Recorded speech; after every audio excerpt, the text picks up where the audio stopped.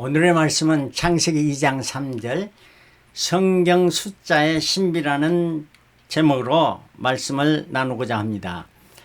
창세기 2장은 천지와 만물이 다 이루고 1장에는 창조였죠. 그걸 다 이루고 나서 하나님께서 일곱째 날 쉬신이라는 것을 말씀해 주고 있습니다. 그래서 천지 창조는 6일 동안 마치셨고 여섯째 날이 마칠 때라는 것은 바로 곧바로 7일째가 시작되죠. 그래서 이 일을 다 마치시고 안식하셨다. 인간 창조는 여섯째 날 마지막으로 창조하셨습니다. 그래서 특히 마지막으로 창조는 여자였습니다. 아담의 갈비뼈로 하와를 창조했는데 그 마지막 걸작품이 여자라 하는 이러한 것이죠. 3절에 오늘 본문 말씀, 하나님 일곱째 날을 복주사 거룩하게 하셨으니, 거룩하게 했다는 거예요. 이는 하나님이 그 창조하시며 만드시던 모든 일을 마치시고 이 날에 안식하셨어요.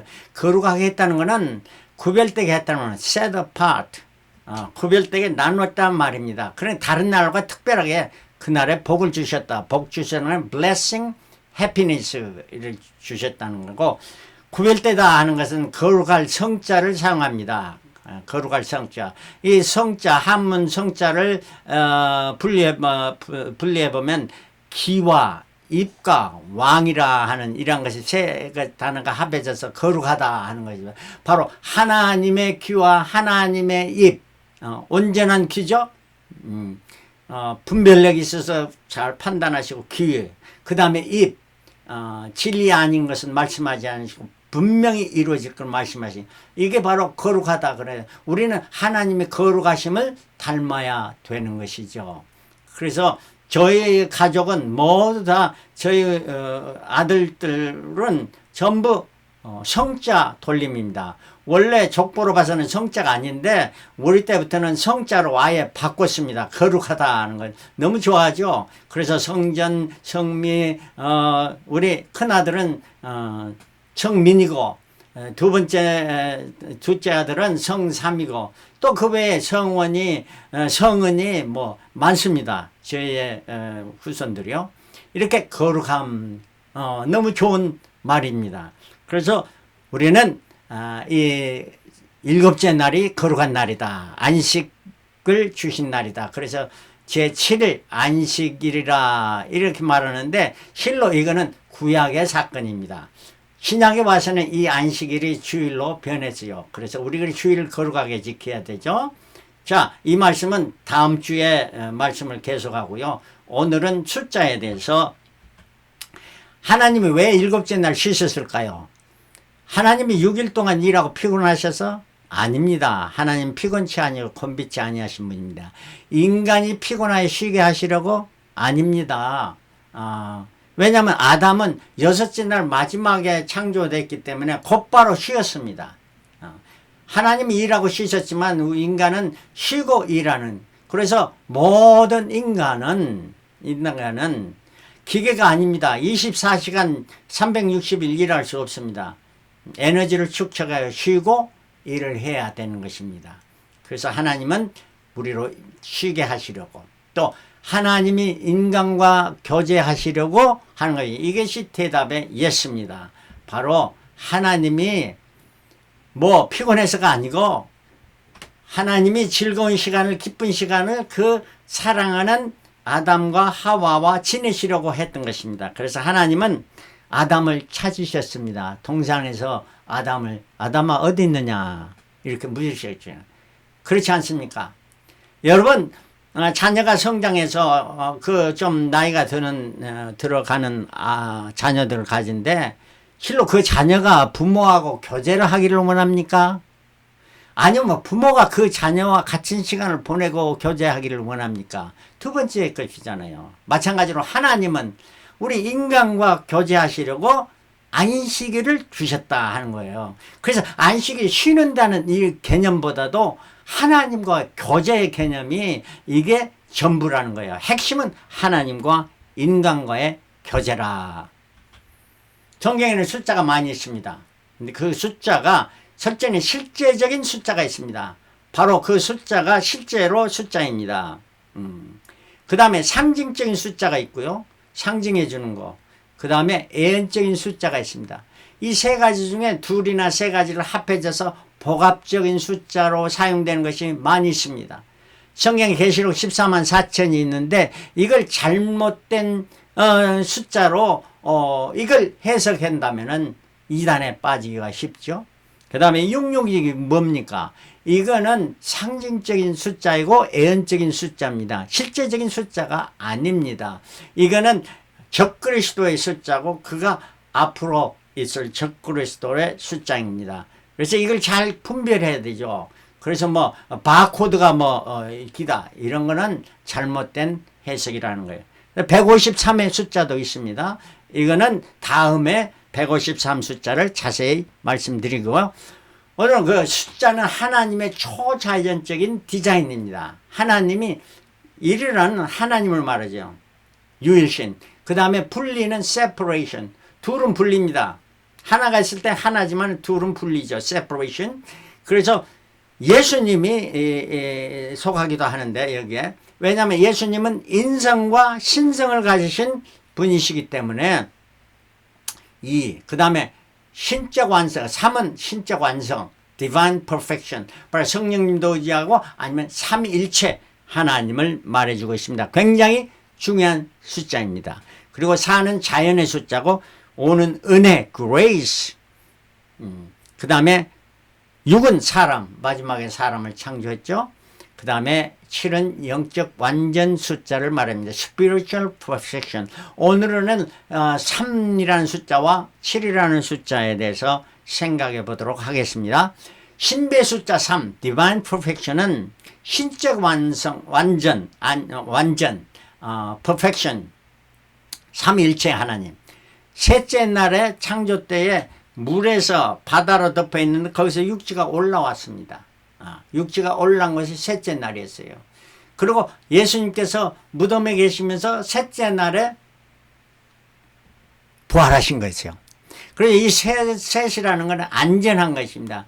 그래서 산발이나 삼각형은 굉장히 안전합니다. 어떤 힘을 가해도 이렇게 흔들리지 않는 것이 삼각형이죠. 그래서 모든 것은 산발이로 만들지 않습니까?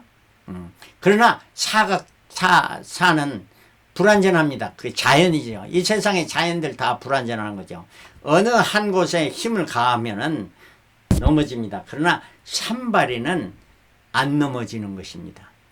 소리에도 중요한 소리가 도, 미, 솔 세 가지입니다.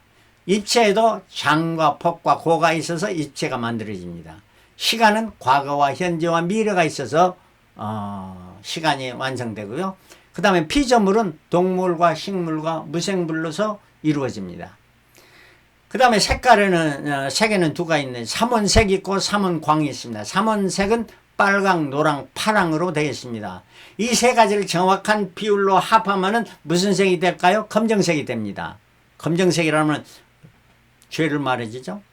삼원색, 빛을 갖다가 세 가지를 합하면 빨강, 초록, 파랑을 합하면 무슨 색이 되는가? 흰색이 되어집니다. 여기에 그림으로 나타나 있습니다. 빨강빛과 초록빛과 파란빛을 합해지면 가운데 이 색깔이 하얘진다 하는 말입니다. 옛날에 텔레비들이 이 빛을 발해서 모든 그 색을 나타냈습니다. 삼원색은 빨강, 파랑, 노랑 이걸 셋을 합해지면 이게 검정색이 됩니다. 그렇죠? 왜냐하면 노랑은 지구, 그 흙을 말해주고요. 초록은 뭐예요? 생명을 말해줘요. 생명, 초록색이죠, 다. 그래서 생명이 있는 것으로 합해지면은 죄 없이 의롭다함을 얻고, 흙에 속한 이러한 것으로 합해지면은 죄 그대로 남아 심판을 받게 된다 하는 이러한 의미도 있는 것입니다. 자, 신비의 숫자 7, 이게 spiritual perfection. 모든 새와 동물의 임신기간이 7의 배수입니다. 그래서 닭은 3주가 걸리고요. 쥐는 4주, 고양이는 5주, 개는 8주, 사자는 14주, 양은 21주. 양이 제법 많죠. 그 다음에 사람은 아주 많이 40주. 그래서 7 곱하기 40, 280일의 임신기간입니다. 그리고 화학의 원소 배열을 원주일입니다. 모든 세상에 그 무생물을 구별할 때에 7가지로 구별이 됩니다. 그 다음에 음악에도 7도가 있습니다. 도레미파솔라티도, 도는 빼고요. C까지 해서 7입니다. 이거는 공기의 진동수를 말하는데 어떤 거는 반음이고 어떤 거는 원음이었어요. 왜 그러느냐? 사람이 듣기에 가장 더 분별이 잘 되는 것이 바로 7도였던 거예요. 도레미파솔라시도. 그 다음에 무지개의 색깔은 7개입니다. 그렇죠? 무지개 색깔 빨주노초 파남보. 그래서 이것은 빛의 진동수를 말해주고 있습니다. 이토록 7은 신비의 숫자입니다.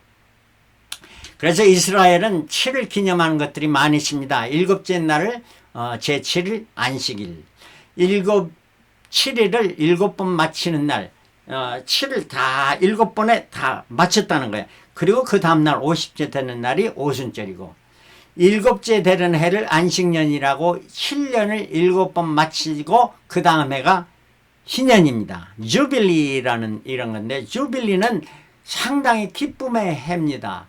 왜냐하면은 이스라엘의 땅은 모든 것이 하나님께서 그 가족대로 분배했는데 그 가족이 살다 보니까 힘들어서 그 땅을 팔았어요. 50년이 안 되고 48년이나 됐다. 그러면 48년째 팔아야 되면은 얼마를 팔아야 되느냐? 얼마 값을, 그 전체 땅값이 아니고 1년 48년 되는 48년 되는 그 해, 그리고 49년 되는 그 해, 그냥 두 해의 경작할 그것만 받고 팔아야 돼요. 왜냐하면 회년이 되면은 50년이 되는 그때에는 전부 원주인에게도 자동으로 돌아가게 되어 있습니다. 그것이 희년이라 하는 이런 말이죠. 그래서 7의 이런 배수들이 굉장히 중요합니다. 유대인의 하루는 해질 때부터 다음 해질 때까지고요. 유대인의 한 달은 월삭, 초승달부터 다음 초승달, 월삭까지. 유대인의 원력은 태양력을 사용해서 양력을 사용한 것이고 옛날에 우리나라와 같이 음력을 사용합니다. 그리고 유대인의 원력에는 두 종류가 있습니다. 민간력이 있고 종교력이 있습니다. 민간력은 아마도 하나님께서 창세 때부터 시작한 그러한 원력일 거예요. 종교력은 이스라엘 백성이 애굽에서 노예에다가 구원받고 이렇게 출애굽할 때부터 종교력이 생겼는데요. 자, 민간력은 7월 해의 시작입니다. 그래서 오늘날의 9월 15일경이고 신년이 나팔절이 7월 1일이고 속죄일은 7월 10일이고 장막절은 7월 15일입니다. 그래서 이 7월 1일 날 왜 그가 신년인가 하면은 여기에는 아담이 6째 날에 창조됐잖아. 그리고 바로 그 첫날은 7일째 되는 날이 그 첫날이었죠. 그러니까 바로 그 의미에서 신년 나팔절도 7월로 시작하는 겁니다. 7월. 그래서 이렇게 나팔절, 속죄일, 장막절 있고 종교력은 1월을 해 시작을 합니다. 7월이 아니고 그 쫙 지나서 12달 지나고 1월이 됐을 때 그것이 이제 새해 시작입니다.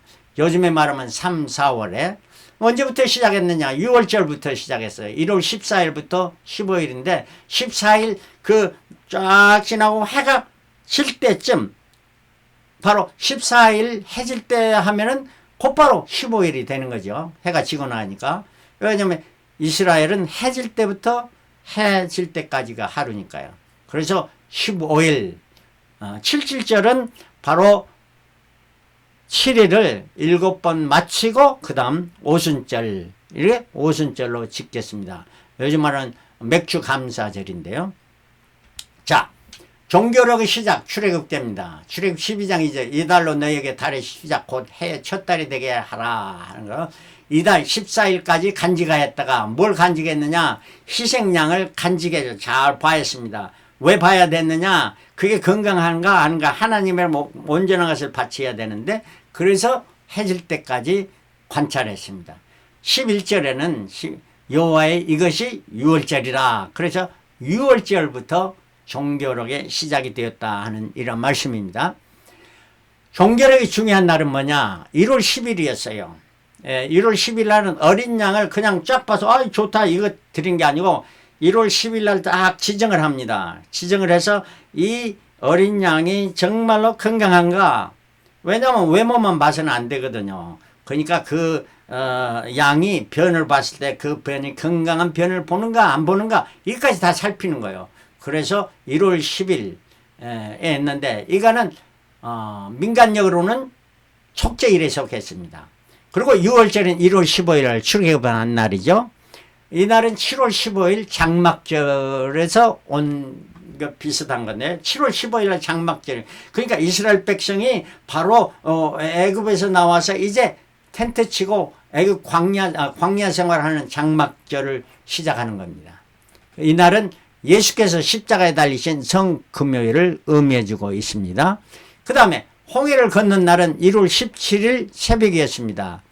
저들이 애굽에서 출발해가지고 떠나와가지고 그 밤과 낮으로 진행했습니다. 그래서 홍해 앞에 건넜을 때 16일 밤에 왔고 그들이 17일 새벽에 홍해를 건너게 됐습니다. 이 날이 봤던 어떤 날이냐? 1월 17일 예수께서 부활하신 새벽이었습니다. 17일, 15일은 예수께서 십자가에 달리신 날이고 17일은 예수께서 부활하신 날입니다. 그런데 이 날에 하나 더 추가할 것은 7월 17일에 노아 홍수 때 방주가 아라랏산에 안착하는 날이었습니다. 그럼 7월 17일인데 왜 1월 17일 갔는 날이냐? 창세기 8장 4절에 7월 곧 그 달 17일에 방주가 아라랏산에 머물었으며 7월 17일에 아라랏산에 머물었는데 이 날이 6월절이 지나면서 7월이 몇 월로 됐다고? 1월로 됐으니까 1월 17일 됐어요. 그래서 방주가 아라랏산에 안착하는 날, 그 다음에 홍해를 건너는 날, 그리고 예수님께서 부활하신 날, 이 세 날이 똑같은 날이다 하는 이런 말씀입니다. 그리고 더 한 가지 더 나가서는 이스라엘 홍해를 건넌 후 그 다음에 그 안식기나 첫날부터 개척해서 50일 되던 날, 이날 모세가 호렙산에 올랐습니다. 시내산에. 이때 하나님이 시내산에 강림합니다. 하나님이 강림하신 날이 바로 오순절 날이었습니다. 그 오순절 날에 이제 신약에 와서 예수님께서 승천하시고 40일 동안 이 땅에 계셨고 제자들이 다락방에서 10일 동안 열심히 기도하니까 50일 되던 해 사도행전 2장 1절 오순절 날의 이름에 저희가 다 같이 한 곳에 모였더니 오순절에 성령 강림이 임했다 이런 말씀입니다. 이토록 하나님의 강림의 날과 성령의 강림의 날과 같은 날이었다 하는 이러한 말씀입니다. 하나님은 왜 7월을 1월로 바꾸라 하셨을까요? 하나님 마음대로 그거는 아닙니다. 이스라엘로 6월절을 기념하게 하라. 이때까지 너희들이 여러 세상 사람들과 살았을 때 이제는 새로운 날로 시작이다. 그래서 출애굽기 12장 10절 너희는 이 날을 기념하여 여호와의 절기를 삼아 영원한 규례로 대대에 지킬지라. 너희 때만에 대대로 지키라. 그러니까 7월 1일로 바꾸라는 겁니다. 이것은 하나의 그 예표였습니다. 미리 말해준 거예요. 그러나 그 6월절 사건과 홍해 건너는 하나의 중요한 사건은 뭐냐? 예수 그리스도가 십자가에 달리시고 부활하신 사건입니다. 이것이 인류 역사에서 가장 더 핵심이 되고 중요한 날입니다. 그래서 인류의 역사는 BC에서 예수님을 통해서 AD로 바뀌었죠. Before Christ BC, AD는 Anno Domini, Anno Domini. 근데 Domini라는 뜻은 In the year of the Lord, our Lord, 우리 주님의 해라는 거예요. 예수님께서 오심을 기념하면서 인류의 역사가 그 전과 그 이후로 바뀌게 되었다는 사실입니다. 얼마나 놀라운 사실입니까? 이 사실을 분명히 알아야 되는 거예요. 그 다음에 세 번째는 구약의 7일. 이제 그 신약에 들어오면서 그 7일 안식일을 지켰던 것들이 그것이 중요한 것이 아니고 1일 이것이 중요하다. 첫째 날 주일날로 바뀌는 것을 미리 예시해 주고 있습니다. 네 번째는 노아 홍수로부터 출애굽까지 누적된 태양력과 음력에 누적된 6개월을 조정해 주어야 했던 것입니다. 홍수 이전에는 한 달은 30일이었습니다. 이거는 창세기에 나타난 그 홍수의 사건에서 분명히 달과 날짜를 계산하면 한 달은 30일, 1년은 360일이었습니다. 그런데 홍수가 나면서 지축이 변화되고 공전의 주기가 변화왔습니다. 그래서 태양력의 공전 주기는 1년에 365.242195일이 됐고요.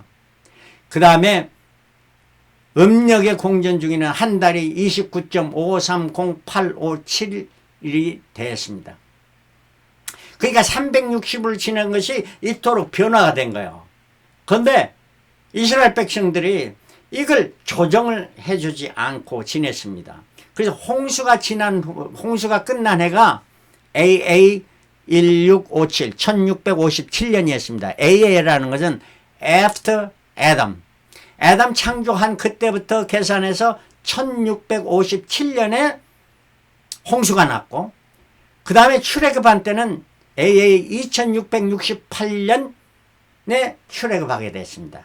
그러니까 그 사이는 1011년 동안에 이러한 그 공전의 주기를 조정해 주지 않고 지나오다 보니까 날짜가 변화되고 달이 변화돼서 그 달수가 변화된 게 6.39달이었던 것입니다. 그래서 필히 6개월을 재조정해야 됐던 것입니다. 이토록 하나님은 자기 마음대로 이렇게 하고 이렇게 하고 아닙니다. 하나님은 어떠한 원리와 어떠한 원인과 이유를 분명히 하시면서 우리로 하여금 납득할 수 있게 이렇게 변경해 주신 것입니다. 그러므로 7월을 1일로 바꾼 거나 이제 신약에 와서 안식일을 주일로 바꾸는 것은 분명한 사실이라 하는 것입니다. 물론 다음 주일에 이것을 더욱 자세히 말씀해 드리겠습니다. 그래서 성경의 숫자는 신비합니다. 숫자는 질서입니다. 창조의 날에 순서가 바뀌었다면 어떻겠습니까? 둘째 날을 할 것을 첫째 날에 해버렸다면 어떻겠습니까? 그래서 순서, 질서죠. 이 앞에 일이 있어야 되고, 만약에 2가 1 앞에 있으면 그거는 아니올 수 있다죠. 그 다음에 숫자는 정확합니다. 2가 1이 될 수 없고 1이 2가 될 수 없는 사실입니다. 그래서 성경에는 많은 난제들이 있어요. 이렇게도 해석할 거 저렇게도 해석할 수 있고 하는데, 이러한 정확한 답을 해줄 수 있는 것은 숫자를 연구해서 숫자가 그 답을 해주는 것입니다. 저는 이걸 많이 발견하고 감사하고 있습니다. 숫자는 하나님의 섭리입니다. 하나님이 다스리는 원칙입니다. 그래서 숫자로 다스리는 거예요. 디지털. 여러분 디지털 다 알죠? 애널로그는 필름으로 해서 영상으로 해서 이렇게 카피하는 건데, 애널로그는 항상 이것이 그 품질이 하락합니다. 그래서 첫 것과 나중 것 복사한 것이 다르는 거예요. 그러나 디지털은 숫자로만 되어 있기 때문에 정확합니다. 몇 번 복사해도 같은 거예요. 그래서 요즘 디지털 카메라 그 숫자가 몇 숫자를 사용하는지 아십니까? 2 숫자입니다. 원리 2개만 가지고 모든 삼라만상에 다 표현되는 거예요. 2개 뭐냐? yes 아니면 no. 이 2개 가지고 다 하는 거예요. 그래서 성경은 예는 예 아니면 아니요 라고 대답하라 이렇게 말씀하는지도 모르겠습니다. 숫자는 만국의 언어입니다. 언어, 소리, 영상도 모두 숫자로 표시됩니다. 성경에 기록된 히브리어나 헬라어 숫자로만 표시할 수가 있습니다. 숫자는 하나님의 비밀의 통로입니다.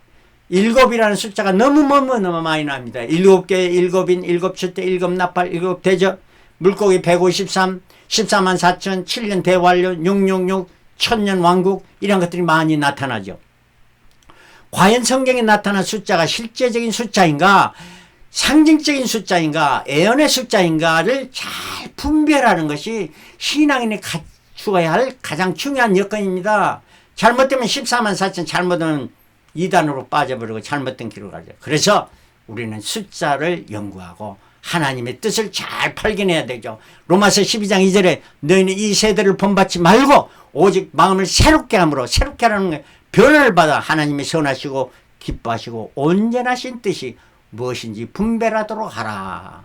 여러분 신앙생활을 하면 어제부터 오늘 더 하나님의 뜻을 잘 분별하고 하나님의 뜻대로 살아가는 저와 여러분들이 되시길 그랬으므로 축원합니다. 할렐루야. 아멘.